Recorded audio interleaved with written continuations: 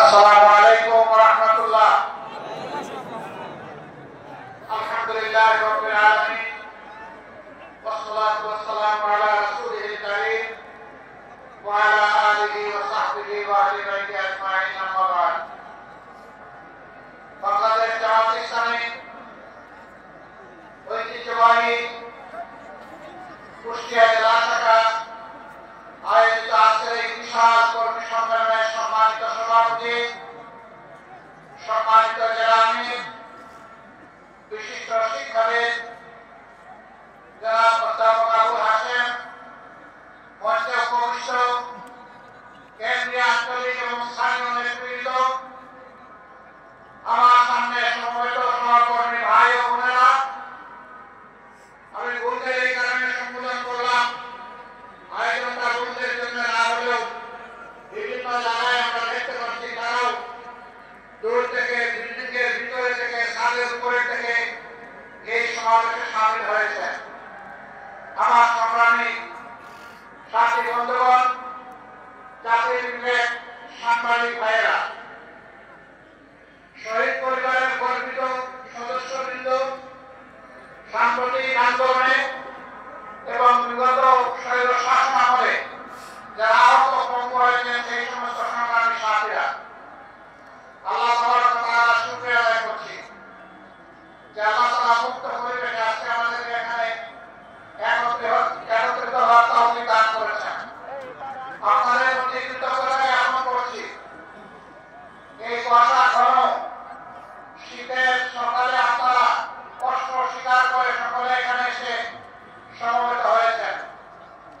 মহান মন্দিরের দরবারে তৌফিক চাই, দেশ জাতির প্রয়োজনে যে কথাগুলো বলা দরকার আল্লাহ যেন সেই কথাগুলো বলার তৌফিক আমাকে দান করেন। সংগ্রামী সাথীরা আমার, বাংলাদেশ আমাদের সকলের প্রিয় জন্মভূমি। আল্লাহ তাআলার মেহেরবানি থেকে আমাদেরকে এখানে পয়দা করেছেন। বাংলাদেশের মাটির উপর সবুজ, মাটির গর্ব অত্যন্ত খনিজ সম্পদ। এদেশের পানিতে আল্লাহ তাআলা অত্যন্ত সম্পদ রেখেছেন। যদিও এই দেশবাসী আমরা সকলে পানির উপর অনেক জুলুম করেছি, সেই জুলুম কিভাবে করেছি পরবর্তী পর্যায়ে বলার চেষ্টা করবো ইনশাআল্লাহ। এদেশের বাতাস আমাদের অনুকূল, না অতি গরম না অতি ঠান্ডা, এমন দেশ বিশ্বে পাওয়া খুবই কঠিন। আল্লাহ তাআলা সকল নিয়ামতের দিক থেকে আমাদেরকে সমৃদ্ধ করার পাশাপাশি ছোট্ট দেশের বিপুল জনসংখ্যা আল্লাহ আমাদেরকে দান করেছেন। জনসংখ্যা সত্যিকার অর্থে জনশক্তি, জনসম্পদ। যখন এই জনসংখ্যাকে সঠিকভাবে গড়ে তোলা হয় আর যখন এই জনসংখ্যাকে প্রকৃত শিক্ষা প্রশিক্ষণ দেওয়া না হয়, তখন জনসংখ্যা একটা দেশের আপদে পরিণত হয়, তখন এটা সম্পদ থাকে না। আমরা আমাদের জনসংখ্যাকে জনশক্তিতে পরিণত করতে চাই ইনশাআল্লাহ। প্রিয় দেশবাসী, এ দেশ আমাদের সকল ধর্মের, সকল বর্ণের মানুষের।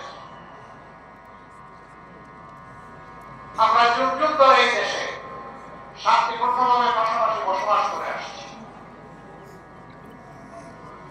আমরা দুইবারে পূর্বে আমরা স্বাধীন হয়েছিলাম, 47-এ, 71-এ।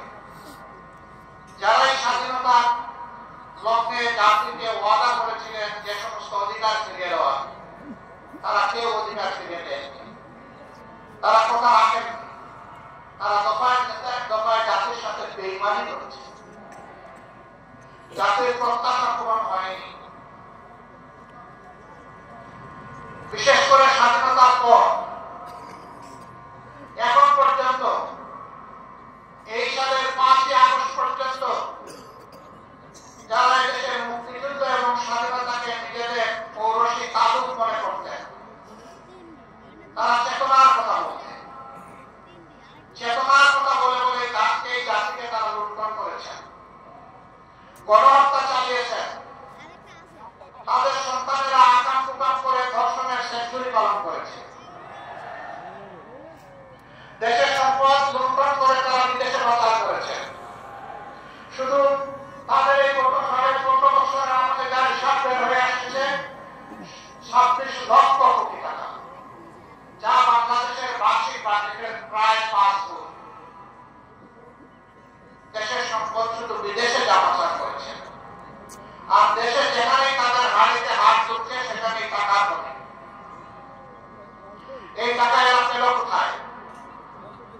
আমার একজন সম্মানিত সহকর্মী বলে গেছেন,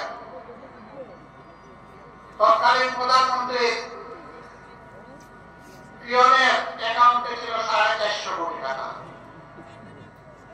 পিয়নের যদি এত টাকা হয়, মালিকের কত টাকা? হ্যাঁ, মালিকের টাকাও বের হয়ে আসতেছে। আপনাদের একেবারেই নিকটে রূপপুর পারমাণবিক কেন্দ্র, এখান থেকে মালিকের পরিবার শুধু একটা প্রকল্প থেকে 57,000 কোটি টাকা চুরি করেছে।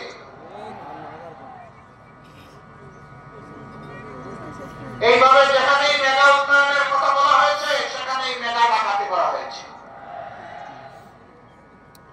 একটা পদ্মা ব্রিজ তৈরি করতে যে পরিমাণ টাকা খরচ হয়েছে, তাই দিয়ে কমপক্ষে 4টা পদ্মা ব্রিজ তৈরি করা যেত। তাহলে বাকি 3টা গেল কোথায়?